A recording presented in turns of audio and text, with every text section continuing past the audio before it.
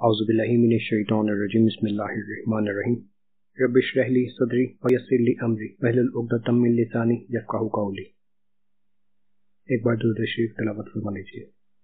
اللہم صلی علی محمد وعلی آل محمد کما صلیت علی ابراہیم وعلی آل ابراہیم انک حمید مجید۔ اللہم بارک علی محمد وعلی آل محمد کما بارکت علی ابراہیم وعلی آل ابراہیم انک حمید مجید۔ نمبر 5، ارباب سیر اکثر واقعات کے اسباب و علیل سے بحث نہیں کرتے، نہ ان کے تلاش و تحقیق کی طرف توجہ کرتے ہیں۔ اس میں شبہ نہیں کہ اس باب میں یورپ کا طریقہ نہایت غیر معتدل ہے۔ یورپین مورخ ہر واقعہ کی علت تلاش کرتا ہے اور نہایت دور دراز قیاسات اور احتمالات سے سلسلہ معلومات پیدا کرتا ہے۔ اس میں بہت کچھ اس کی خود غرضی اور خاص مطمع نظر کو دخل ہوتا ہے۔ وہ اپنے مقصد کو ایک محور بنا لیتا ہے، تمام واقعات اسی کے گرد گردش کرتے ہیں۔ بخلاف اس کے اسلامی مورخ نہایت سچائی اور انصاف اور خالص بے طرفداری سے واقعات کو ڈھونڈتا ہے۔ اس کو اس سے کچھ غرض نہیں ہوتی کہ واقعات کا اثر اس کے مذہب پر، معتقدات پر اور تاریخ پر کیا پڑے گا۔ اس کا قبلہ مقصد صرف واقعیت ہوتی ہے۔ وہ اس پر اپنے معتقدات اور قومیت کو بھی قربان کر دیتا ہے، لیکن اس میں حد سے زیادہ تفریط ہو گئی۔ اس بات سے بچنے کے لیے کہ واقعات رائے سے مخلوط نہ ہو جائیں، وہ پاس پاس کے ظاہری اسباب پر بھی نظر نہیں ڈالتا اور ہر واقعہ کو خشک اور ادھورا چھوڑ دیتا ہے۔ مثلا اکثر لڑائیوں کو اس طرح شروع کرتے ہیں کہ آن صلی اللہ علیہ وسلم نے فلاں قبیلہ پر فلاں وقت فوجیں بھیج دیں، لیکن اس کے اسباب کا ذکر متعلق نہیں کرتے، جس سے عام ناظرین پر یہ اثر پڑتا ہے کہ کفار پر حملہ کرنے اور ان کو تباہ و برباد کرنے کے لیے کسی سبب اور وجہ کی ضرورت نہیں، صرف یہ عام وجہ کافی ہے کہ وہ کافر ہیں۔ اسی سے مخالفین یہ استدلال کرتے ہیں کہ اسلام تلوار سے پھیلا ہے، حالانکہ زیادہ چھان بین سے ثابت ہوتا ہے کہ جن قبائل پر فوجیں گئیں وہ پہلے سے آمادہ جنگ اور مسلمانوں پر حملہ کی تیاریاں کر چکے تھے۔ نمبر 6، یہ لحاظ رکھنا ضرور ہے کہ واقعہ کی نوعیت کے بدلے سے شہادت اور روایت کی حیثیت کہاں تک بدل جاتی ہے۔ مثلا ایک روایت جو ثقہ ہے ایک ایسا معمولی واقعہ بیان کرتا ہے جو عموماً پیش آتا ہے اور پیش آ سکتا ہے، تو بے تکلف یہ روایت تسلیم کر لی جائے گی۔ لیکن فرض کرو وہی راوی ایسا واقعہ بیان کرتا ہے جو غیر معمولی ہے، تجربہ عام کے خلاف ہے، گرد و پیش کے واقعات سے مناسبت نہیں رکھتا، تو واقعہ چونکہ زیادہ محتاج ثبوت ہے، اس لیے اب راوی کا معمولی درجہ وثوق کافی نہیں ہو سکتا، بلکہ اس کو معمولی درجہ سے زیادہ عادل، زیادہ محتاط، زیادہ نکتہ دان ہونا چاہیے۔ مثلا ایک بحث یہ ہے کہ روایت کرنے کے لیے کسی عمر کی قید ہے یا نہیں۔ اکثر محدثین کا مذہب ہے کہ 5 برس کا لڑکا حدیث کی روایت کر سکتا ہے، یا مثلا اگر کسی صحابی نے 5 برس کی عمر میں آن صلی اللہ علیہ وسلم کے کسی قول یا فعل کی روایت کی تو قابل اعتبار ہوگی۔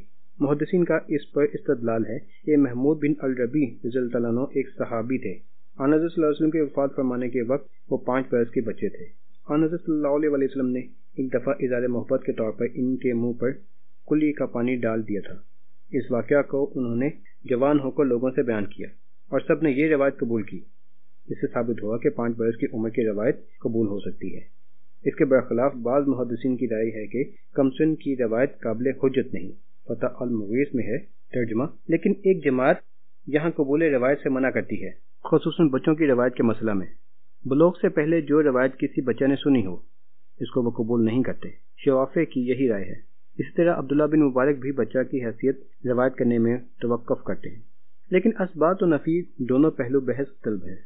بے شبہ 5 برس کا بچہ اگر یہ واقعہ بیان کرے کہ میں نے فلاں شخص کو دیکھا تھا، اس کے سر پر بال تھے، یا وہ بوڑھا تھا، یا اس نے مجھ کو گودیوں میں کھلایا تھا، تو اس روایت میں شبہ کرنے کی وجہ نہیں۔ لیکن فرض کرو وہی بچہ یہ بیان کرتا ہے کہ فلاں شخص نے فقہ کا یہ دقیق مسئلہ بتایا تھا، تو شبہ ہوگا کہ بچہ نے صحیح طور سے مسئلہ کو سمجھا بھی تھا یا نہیں۔ فقہ نے اس نقطہ کو ملحوظ رکھا ہے۔ فتح المغیث میں شرع مذہب سے نقل کیا ہے ترجمہ، بدتمیز لڑکے کی روایت ان واقعات کے متعلق جو دیکھنے سے تعلق رکھتے ہیں مقبول ہے، لیکن جو باتیں تخلیات میں داخل ہیں، مثلا فتویٰ یا حدیث کی روایت، ان میں ان کی روایت مقبول نہیں۔ لیکن عام طور سے یہ اصول تسلیم نہیں کیا گیا۔ فتح المغیث میں ہے ترجمہ، پھر ضبط کی 2 قسمیں ہیں، ظاہری اور باطنی۔ ظاہری کے یہ معنی ہے کہ لفظ کا لغوی معنی کا لحاظ رکھا جائے، باطنی کے یہ معنی کہ شرعی حکم جس بنا پر متعلق ہیں اس کا لحاظ رکھا جائے۔ اس کو فقہ کہتے ہیں، لیکن متعلقاً جو ضبط راوی کے لیے مشروط ہے، اکثروں کے نزدیک وہ صرف ظاہری ضبط ہے۔ کیونکہ ان لوگوں کے نزدیک روایت بالمعنی جائز ہے۔ اسی بنا پر سنتے وقت قلت حفظ یا قلت علم کے سبب سے روایت کے ادا کرنے میں راوی پر مفہوم کے بدل دینے کا شبہ ہو سکتا ہے۔ یہ وجہ ہے کہ اکثر صحابہ نے بہت کم حدیثیں روایت کی، کیونکہ مفہوم کا بعینہ روایت میں قائم رکھنا مشکل ہے۔ لیکن محدثین بچہ کے حق میں کم عقلی کے حق میں اس کے اعتبار نہیں کرتے، بلکہ بچہ ان کے نزدیک جب سننے اور مجلس میں شریک ہونے کے قابل ہو گیا تو اس کی روایت کو جائز سمجھتے ہیں۔ ایک یہ بحث ہے کہ جو صحابہ رضوان اللہ علیہم فقیہ نہ تھے، ان کی روایت اکثر قیاس شرعی کے خلاف ہو تو واجب العمل ہوگی یا نہیں۔ اس کے متعلق بحر العلوم امام فخر الاسلام کا مذہب نقل کر کے لکھتے ہیں۔ ترجمہ: امام فخر الاسلام کے قول کی وجہ یہ ہے کہ روایت بالمعنی عام طور پر شائع ہے، اور ایسا بہت کم ہوتا ہے کہ روایت باللفظ کی جائے، کیونکہ ایک ہی واقعہ مختلف الفاظ میں ادا کیا گیا ہے، اور یہ الفاظ باہم مترادف بھی نہیں بلکہ اکثر مجازی عبارتوں میں مطلب ادا کیے گئے ہیں۔ اس بنا پر جب راوی فقیہ نہ ہوگا تو احتمال ہوگا کہ اس نے مطلب مقصود شرعی کے خلاف سمجھنے میں غلطی کی ہو۔ اس سے معاذ اللہ یہ لازم نہیں آتا کہ صحابی رضوان اللہ علیہم کی طرف جھوٹ کی نسبت کی جائے۔ محدثین اس اصول سے کہ واقعہ جس درجہ کا اہم ہو، شہادت بھی اسی درجہ کی اہم ہونی چاہیے، بے خبر نہ تھے۔ امام بہقی کتاب المدخل میں ابن مہدی کا قول نقل کرتے ہیں۔ ترجمہ: جب ہم آن حضرت صلی اللہ علیہ وسلم سے حلال و حرام اور احکام کے متعلق حدیث روایت کرتے ہیں تو سند میں نہایت تشدد کرتے ہیں اور راویوں کو پرکھ لیتے ہیں، لیکن جب فضائل اور ثواب و عقاب کی حدیثیں آتی ہیں تو ہم سندوں میں سہل انگاری کرتے ہیں اور راویوں کے متعلق چشم پوشی کرتے ہیں۔ امام احمد بن حنبل کا قول ہے۔ ترجمہ: ابن اسحاق اس درجہ کے آدمی ہیں کہ مغازی وغیرہ کی حدیثیں ان سے روایت کی جا سکتی ہیں، لیکن جب حلال و حرام کے مسائل آئیں تو ہم کو ایسے لوگ درکار ہیں۔ یہ کہہ کر انہوں نے 4 انگلیاں بند کر کے دبا لی۔ اس سے ثابت ہوا کہ محدثین واقعہ کی اہمیت کی بنا پر راوی کے درجات کا لحاظ رکھتے تھے۔ اسی بنا پر ابن اسحاق کی نسبت ابن حنبل نے یہ تفریق کی کہ حلال و حرام میں ان کی شہادت معتبر نہیں، لیکن مغازی میں ان کا اعتبار کیا۔ یہ وہی اصول ہے کہ جس درجہ کا واقعہ ہو اسی درجہ کی شہادت ہونی چاہیے، اور یہ کہ واقعہ کے بدلے سے شہادت کی اہمیت بدل جاتی ہے، لیکن واقعہ کی اہمیت احکام فقیہ کے ساتھ مخصوص نہیں۔ نوعیت واقعہ کی اہمیت کا خیال فقہائے حنفیہ نے ملحوظ رکھا۔ اسی بنا پر ان کا مذہب ہے کہ جو روایت قیاس کے خلاف ہو اس کی نسبت یہ دیکھنا چاہیے کہ راوی فقیہ اور مجتہد بھی ہے یا نہیں۔ منار میں ہے۔ ترجمہ: راوی اگر تفقہ و اجتہاد میں مشہور ہے، جیسے کہ خلفائے راشدین رضوان اللہ علیہم یا عباد اللہ رضوان اللہ علیہم، تو اس کی حدیث حجت ہوگی اور اس کے مقابلہ میں قیاس چھوڑ دیا جائے گا، بخلاف امام مالک رحمۃ اللہ علیہ کے۔ اور اگر راوی فقہ و عادل ہے لیکن فقہ نہیں، جیسے کہ حضرت انس رضی اللہ عنہ اور حضرت ابو ہریرہ رضی اللہ عنہ ہے، تو اگر وہ روایت قیاس کے موافق ہوگی تو اس پر عمل ہوگا، ورنہ قیاس کو بغیر ضرورت ترک نہ کر دیا جائے گا۔ حضرت ابو ہریرہ رضی اللہ عنہ کی مثال اگرچہ قابل بحث ہے، کیونکہ اکثر علماء کے نزدیک حضرت ابو ہریرہ رضی اللہ عنہ فقیہ اور مجتہد تھے، لیکن یہ جزوی بحث ہے، گفتگو اصل مسئلہ میں ہے۔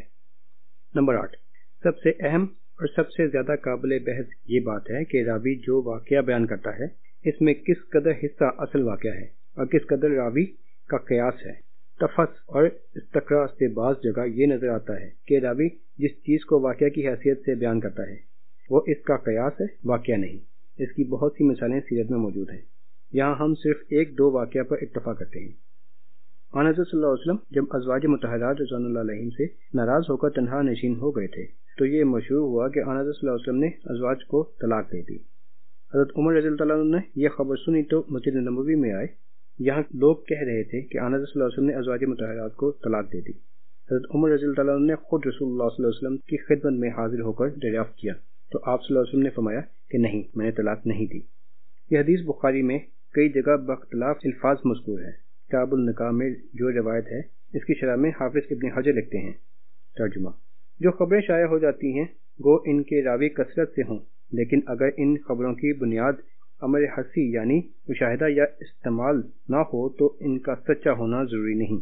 چنانچہ انصاری نے اور ان صحابہ رضوان اللہ علیہم نے جن کو حضرت عمر رضی اللہ عنہ نے منبر کے پاس دیکھا تھا، طلاق کا جو یقین کر لیا وہ یوں ہوا ہوگا کہ کسی شخص نے آن حضرت صلی اللہ علیہ وسلم کو دیکھا کہ آپ صلی اللہ علیہ وسلم نے ازواج مطہرات رضوان اللہ علیہم سے علیحدگی اختیار کر لی ہے، اور چونکہ آن حضرت صلی اللہ علیہ وسلم کی یہ عادت نہ تھی اس لیے اس نے یہ قیاس کیا کہ آن حضرت صلی اللہ علیہ وسلم نے طلاق دے دی۔ اس نے یہ خبر پھیلا دی اور ایک دوسرے سے اس کو بیان کرنے لگے، اور قیاس یہ ہے کہ اول جس شخص نے یہ خبر پھیلائی وہ منافق ہوگا۔ فتح الباری شرح بخاری طبع اول مصر جلد 9/7۔ غور کرو، مسجد نبوی صلی اللہ علیہ وسلم میں تمام صحابہ رضوان اللہ علیہم جمع ہیں اور سب بیان کر رہے ہیں کہ آن حضرت صلی اللہ علیہ وسلم نے طلاق دے دی۔ صحابہ رضوان اللہ علیہم عموماً سکہ اور عادل ہیں اور ان کی تعداد کثیر اس واقعہ کو بیان کر رہی ہے۔ باوجود اس کے جب تحقیق کی جاتی ہے تو معلوم ہوتا ہے کہ وہ واقعہ نہیں بلکہ قیاس تھا۔ حافظ ابن حجر رحمۃ اللہ علیہ نے بڑی جرت کر کے یہ خیال ظاہر کیا کہ راوی اول منافقین میں سے ہوگا۔ حضرت عائشہ صدیقہ رضی اللہ تعالیٰ عنہ کی نسبت بہت سے ایسے واقعات راویوں میں مذکور ہیں جن میں سے ایک واقعہ افق ہے۔ ان کی نسبت بھی وہی قیاس ہونا چاہیے جو حافظ ابن حجر نے یہاں ظاہر کیا، یعنی یہ کہ منافقین نے ان کی طرف منسوب کر دیے ہوں گے، پھر تمام مسلمانوں میں پھیل گئے۔ نمبر 8، فن تاریخ اور روایت پر جو خارجی اسباب اثر کرتے ہیں، ان میں سب سے بڑا قوی اثر حکومت کا ہوتا ہے، لیکن مسلمانوں کو ہمیشہ اس پر فخر کا موقع حاصل رہے گا کہ ان کا قلم تلوار سے نہیں دبا۔ حدیثوں کی تدوین بنو امیہ کے زمانے میں ہوئی، جنہوں نے پورے 90 برس تک سندھ سے ایشیا کو کوچک اور اندلس تک مساجد جامع میں آل فاطمہ کی توہین کی اور جمعہ میں سر منبر حضرت علی رضی اللہ عنہ پر لعن کہلوایا۔ سینکڑوں ہزاروں حدیثیں امیر معاویہ رضی اللہ عنہ وغیرہ کے فضائل میں بنوائی۔ عباسیوں کے زمانہ میں ایک ایک خلیفہ کے نام بنام پیشن گوئیاں حدیثوں میں داخل ہوئیں، لیکن نتیجہ کیا ہوا؟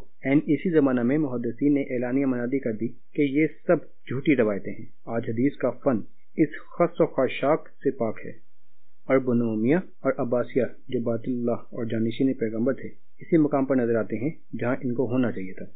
ایک دفعہ ایک شاعر نے مامون الرشید کے دربان میں قصیدہ پڑھا کہ امیر المومنین، اگر تو آن حضرت صلی اللہ علیہ وسلم کے انتقال کے وقت موجود ہوتا تو خلافت کا جھگڑا سرے سے نہ پیدا ہوتا، دونوں فریق تیرے ہاتھ پر بیعت کر لیتے۔ وہیں سر دربار ایک شخص نے اٹھ کر کہا، تو جھوٹ کہتا ہے۔ امیر المومنین کا باپ حضرت عباس رضی اللہ عنہ جو عباسیوں کے مورث اعلیٰ ہیں وہاں موجود تھا۔ اس کو کس نے پوچھا؟ مامون الرشید کو بھی اس گستاخانہ لیکن سچ جواب کی تحسین کرنی پڑی۔ تاہم یہ عالمگیر موثر بالکل بے اثر نہیں رہ سکتا تھا، اس لیے مغازی میں اس کے نشانات پائے جاتے ہیں۔ تاریخ نگاری کا قدیم طریقہ یہ تھا کہ فتوحات اور رزمیہ کارناموں کو نہایت تفصیل سے لکھتے تھے۔ ملکی نظم و نسق اور تمدن و معاشرت کے واقعات یا تو بالکل قلم انداز کر جاتے تھے یا اضطراب پراگندہ اور بے اثر لکھتے تھے کہ ان پر نگار نہیں پڑتی تھی۔ اسلام میں جب تالیف اور تصنیف کی ابتدا ہوئی تو یہی نمونے پیش نظر تھے۔ اس کا پہلا نتیجہ یہ تھا کہ سیرت کا نام مغازی رکھا گیا، جس طرح سلاطین کی تاریخیں جنگ نامہ و شاہ نامہ کے نام سے لکھی جاتی ہیں۔ چنانچہ سیرت کی ابتدائی تصنیف مثلا سیرت موسیٰ ابن عقبہ اور سیرت ابن اسحاق مغازی ہی کے نام سے مشہور ہیں۔ ان کتابوں کی ترتیب یہ ہے کہ سلاطین کی تاریخ کی طرح سنین کو عنوان بناتے ہیں اور اسی ترتیب سے حالات لکھتے ہیں۔ یہ حالات تمام تر جنگی معرکے ہوتے ہیں اور غزوات ہی کے عنوان سے داستانیں شروع کی جاتی ہیں۔ یہ طریقہ اگرچہ سلطنت و حکومت کی تاریخ کے لیے بھی صحیح نہ تھا، لیکن نبوت کے سوانح نگاری کے لیے تو ناموزوں ہے۔ پیغمبر کو ناگزیر طور پر جنگی واقعات پیش آتے ہیں۔ اس خاص حالت میں وہ بظاہر ایک فاتح یا سپہ سالار کے رنگ میں نظر آتا ہے، لیکن یہ پیغمبر کی اصلی صورت نہیں ہے۔ پیغمبر کی زندگی کا ایک ایک خط و خال تقدس، نزاہت، حلم و کرم، ہمدردی عام اور احسار ہوتا ہے، بلکہ عین اس وقت جبکہ اس پر سکندر اعظم کا دھوکہ ہوتا ہے، صرف بین نگاہ فوراً پہچان لیتی ہے کہ سکندر نہیں بلکہ فرشتہ یزدانی ہے۔ یہی وجہ ہے کہ مغازی کا انداز حدیث کی کتابوں میں سیرت کی تصنیفات سے بالکل الگ ہے۔ تمام ارباب سیر لکھتے ہیں کہ آن حضرت صلی اللہ علیہ وسلم نے جب بنو نذیر کا محاصرہ کیا تو حکم دیا کہ ان کے نخلستان کاٹ ڈالے جائیں۔ قرآن مجید میں بھی اس کا اجمالی ذکر ہے۔ ارباب سیر یہ بھی لکھتے ہیں کہ یہودیوں نے اس حکم کی نسبت یہ اعتراض کیا کہ یہ انصاف اور انسانیت کے خلاف ہے، لیکن مورخین یہ اعتراض نقل کر کے اس کا جواب نہیں دیتے بلکہ یوں ہی گزر جاتے ہیں۔